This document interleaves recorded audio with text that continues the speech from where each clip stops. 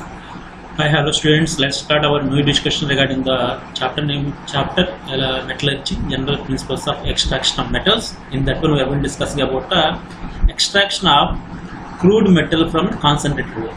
Look at what I am discussing in this chapter. Means in this concept is I want to make some clear idea what basis we are going to extract a metal. I am saying very clearly. Generally, the minerals are available in the first. From that minerals, many impurities are there. That impurities can be removed by using of various concentration methods. Either you go for the flotation method, use it for sulfide ores. Okay, general magnet separation methods of magnetic compound is there, hydraulic washing is there. So various methods they are used to extract a metal from. In this concept, I want to make very clear idea. After concentration, what are the steps we are going to further to extract a particular metal only. Clear? So first of all, you remember here the concentrated ore must be converted into a form which is suitable for reduction. The main idea is then after concentration, the metal may be contain sulfide ore, carbonate ores, generally phosphates, nitrates, chloride, whatever is there. No, I want convert into one form. That form is easily reduced. Which form is better? Generally, usually the sulfide ore is converted into oxide ore before reduction of it. You know very well, the sulfide ores are purified by the generally concentrated by the flotation method. After when you heat it, the sulfide ore is converted to oxide ore. Means in the presence of metal, sulfide in the place sulfur, oxygen will come together. Why they are taking oxygen? Means the oxides are easily reduces. Just consider the metal oxides are easily reduced by using of the some reducing agents. Okay, reducing agent means which removes the oxygen. Clear? Oxygen can easily move easily. Why? Because oxygen is more reactive metal. So what I mean, they just consider the isolation of metal from the concentrated ore involves two major steps. Is there? Okay, I want to say once again I want to be clear. Extraction of crude metal from the concentrated ore. Okay, no? Metal I want to extract from what? From the concentrated ore.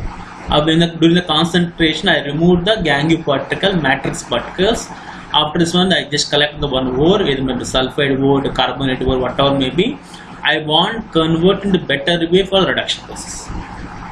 Okay, this one is. So this one is I am taking two methods are there. First one is conversion of to oxide. Whatever the metal ore is there, I want convert into oxide form by applying a heat. Whatever the method is there. Next one is this oxide form. I want reduction of the oxide to metal. I want get final metal only. After getting this metal, I will for the purification method only. So in this one is I will involve following steps are there. First one is there. No, you know very well this step is called conversion into oxide only. Generally, I am taking the here hydrated ore. I am just taking carbonate ore is there. Calcination. From this, you know very well calcination process. Already you studied in your 10th standard. Once again, I am just recollecting that idea. Calcination involves heating when the volatile materials escape. It means if you take any metal ore, when heated, any gases compound like they will escape from the metal ore. That's the reason of calcination process. Generally, I am taking here the hydrated salts of ferric oxide. Okay, now what happens when heated? Water molecule will be escaped from the salt.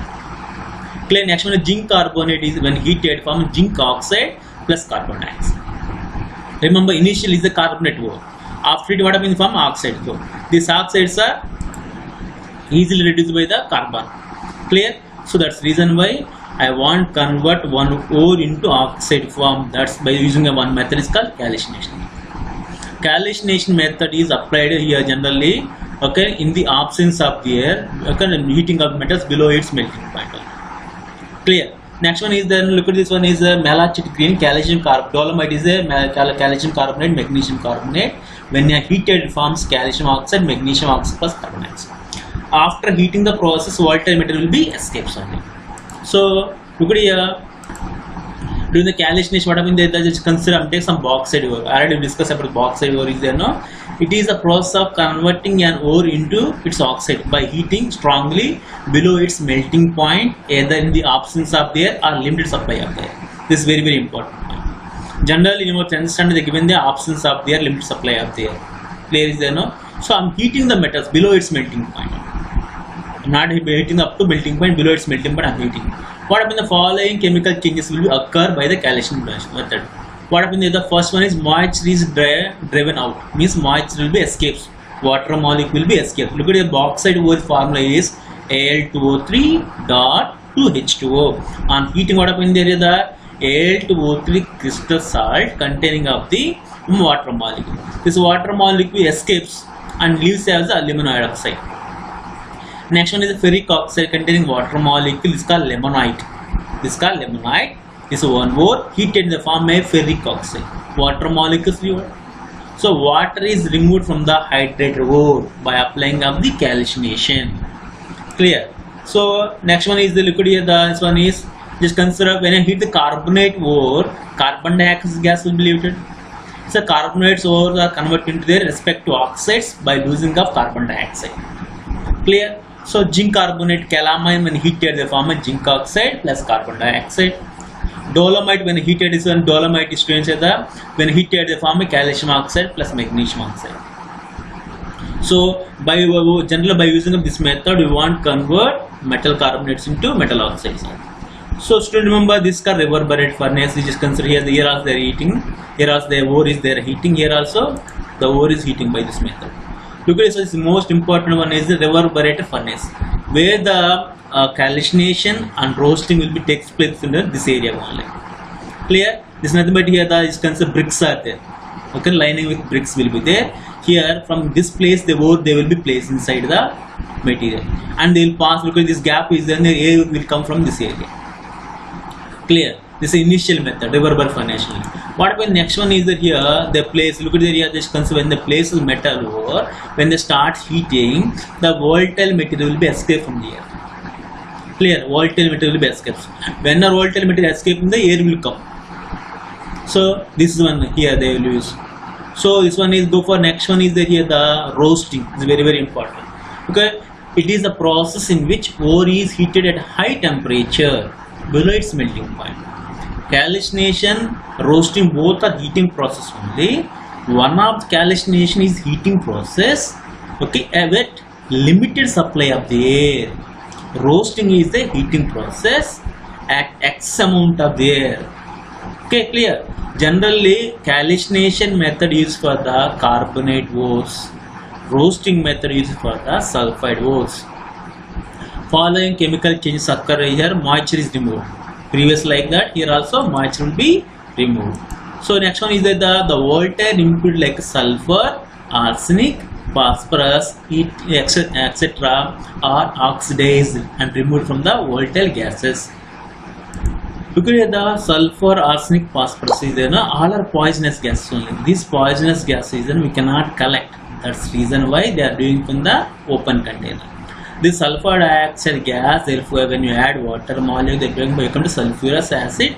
Sulfurous acid and further oxidation, further electrolysis will get the sulfuric acid. Clear? Arsenic oxide also. Next arsenic oxide also impurity will be there, sulfur oxide is there.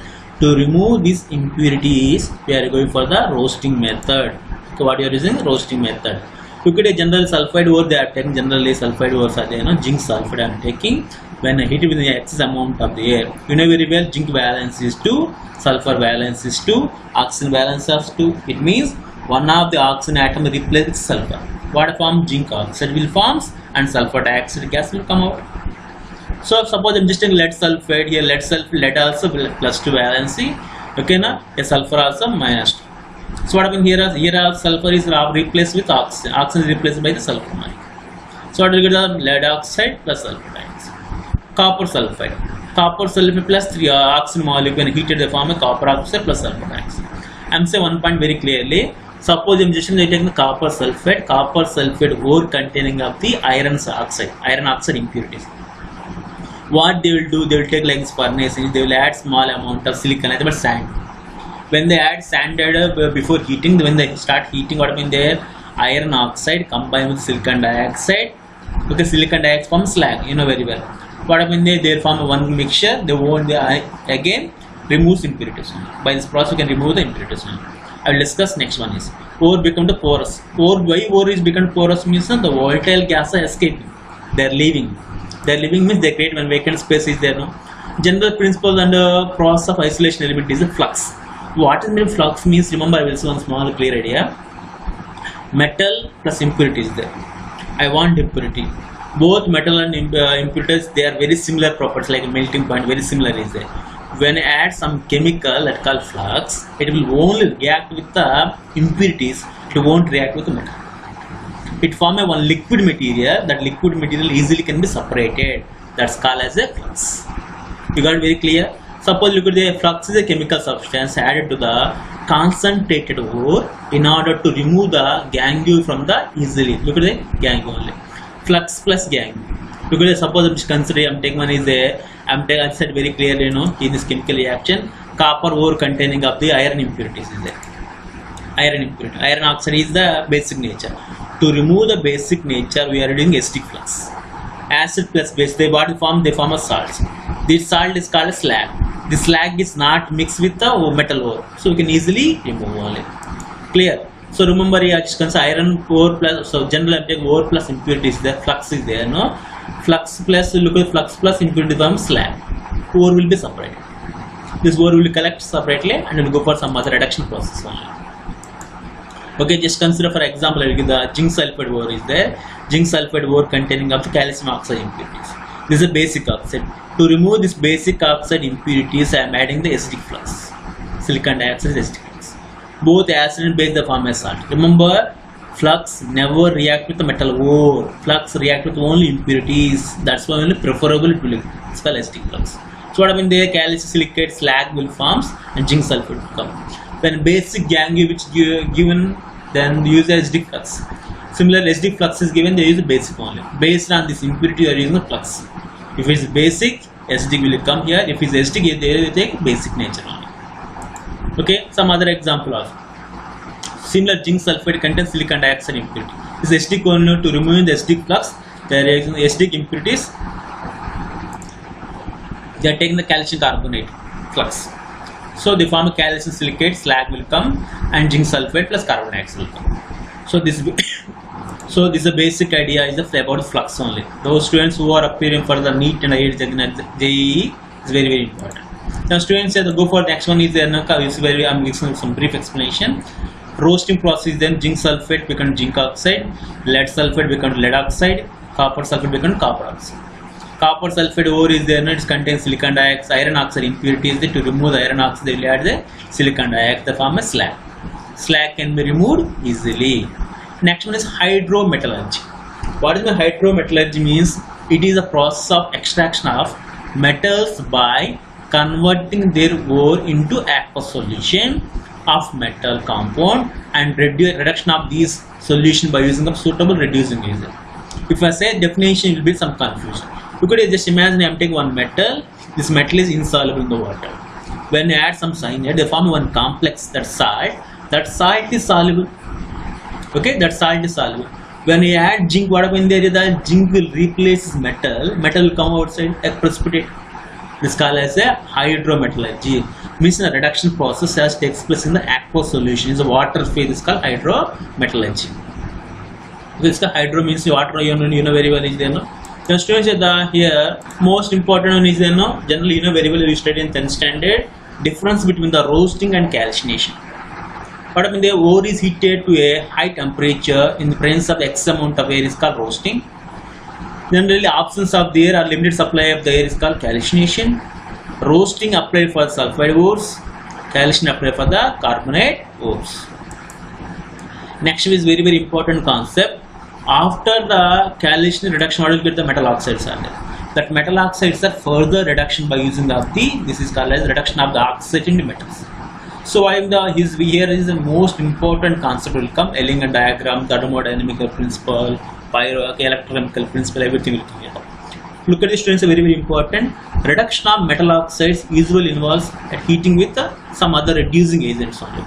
So suppose I want to reduce the metal oxides are there, no? Metal oxides. Either I am using the carbon also I can use carbon monoxide also use. So both are reducing agent. What is reducing agent means which takes oxygen. Okay. So what I mean there this reducing agent is there, no? It takes oxygen only. Generally what I mean is some metal oxides get reduced easily. Suppose look at I want to extract zinc oxide here. The zinc by using zinc oxide to zinc is very easy. But if I want reduction of the iron oxide, iron from iron oxide is very difficult.